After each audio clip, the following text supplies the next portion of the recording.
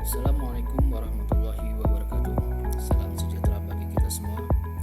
Yang saya hormati Bapak Depi Febrian F. Brilianto selaku Tutor Mata Kuliah Administrasi Perkantoran. Pada kesempatan ini, izinkan saya menyampaikan laporan mengenai dampak efisiensi anggaran terhadap sektor pendidikan di Indonesia pada tahun 2025. Kebijakan efisiensi anggaran yang diterapkan oleh Presiden Prabowo Subianto bertujuan untuk mengoptimalkan pengeluaran negara demi pembangunan yang lebih efektif. Namun, seperti kebijakan ekonomi lainnya, langkah ini memiliki dampak yang signifikan, terutama di sektor pendidikan dan ketenagakerjaan. Efisiensi yang dilakukan dengan pemotongan anggaran di beberapa sektor memunculkan pro dan kontra, terutama bagi masyarakat yang terkena dampak secara langsung.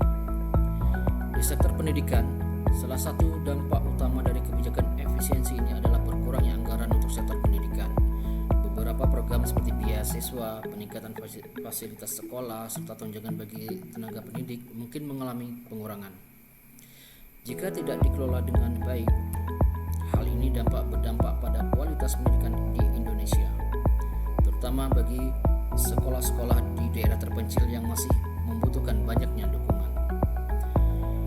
Efisiensi anggaran juga bisa memengaruhi kesejahteraan guru, terutama bagi tenaga pendidik honorer yang masih bergantung pada bantuan pemerintah.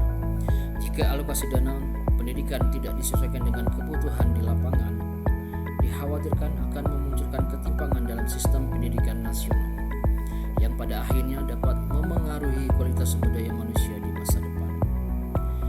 Di sisi lain, efisiensi juga dapat membawa dampak positif jika dana yang tersedia dialokasikan dengan lebih baik.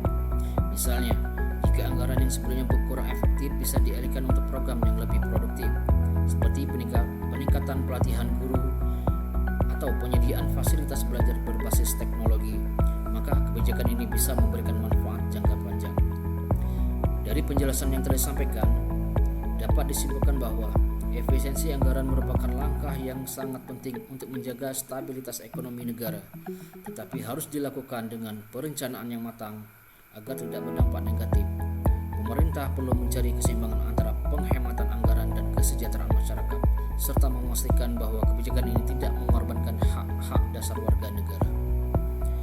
Kebijakan efisiensi dilakukan dengan strategi yang tepat, dampak negatifnya bisa diminimalkan, bahkan bisa membawa manfaat jangka panjang bagi pembangunan nasional. Oleh karena itu, transparansi dan komunikasi yang baik antar pemerintah dan masyarakat sangat dibutuhkan agar kebijakan ini dapat diterima dan diimplementasikan dengan baik. Demikian laporan yang dapat saya sampaikan. Terima kasih atas perhatian.